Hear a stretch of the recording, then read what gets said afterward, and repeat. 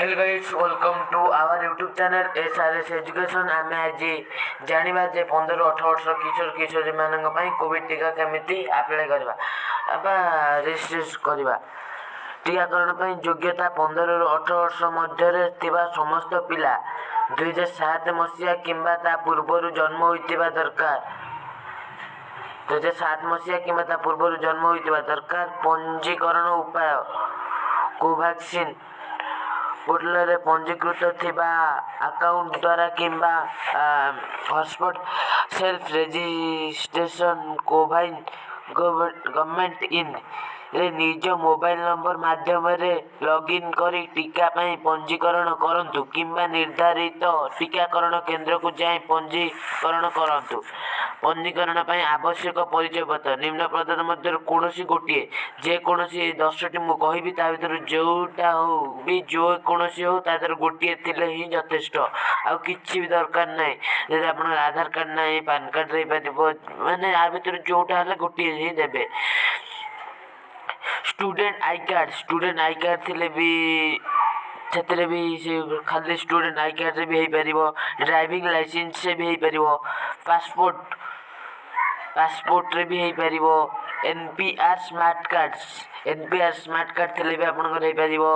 Photo थिबा भिन्नक्षम certificate UDID card ए भितरु photo थिबा भी भिन्नक्षम सर्टिफिकेट बा यूडीआईडी कार्ड थिले भी हेई परिबो। आधार कार्ड थिले भी तुमर हेई परिबो। पैन कार्ड थिले भी हेई परिबो। पेंशन पासबुक थिले भी हेई परिबो। वोटर कार्ड थिले भी हेई परिबो। फोटो थिबा खाउटी परिचय पत्र आ भितरु जे कोनोसी गोटिए देबे। प्राय तो समस्त थाए आधार कार्ड पैन कार्ड ये सब थाए वोटर कार्ड ये सब थाए। तापरे आमे टीकाकरण सर्टिफिकेट पाइबा केमिति आमे हॉटस्पॉट को दिबा सेल्फ रजिस्ट्रेशन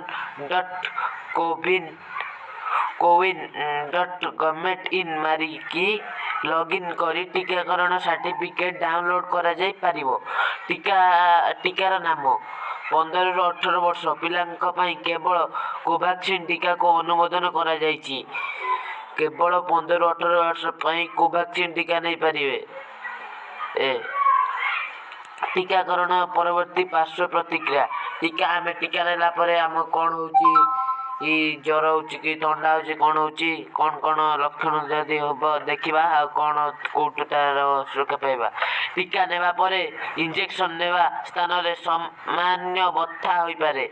आमे जो टीका नउचंदी से जो इंजेक्शन देले सेठी सामान्य अल्प किछि बथा हबो बेसी किछि असुविधा नै केना पिला मानको पई दिया होची कोविन सेटा एते साइड इफेक्ट एते नाही।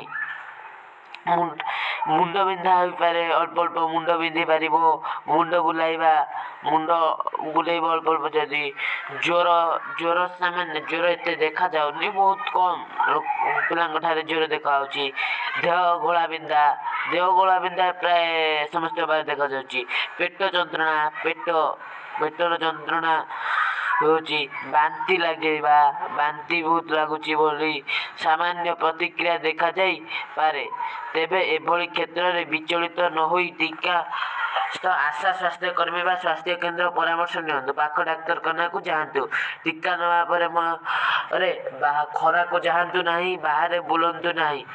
दया करी घरे रुहंतु। टीका नेबार मध्ये कोविड प्रतिरोधी नियम मानि चलंतु। टीका नेला परे भी एटा मन रखतु। टीका नेला परे भी हमको कोरोना होबार बहुत संभावना अछि। डबल डोज टीका नेला परे भी मास्क पिंधंतु हाथ को सैनिटाइजर करंतु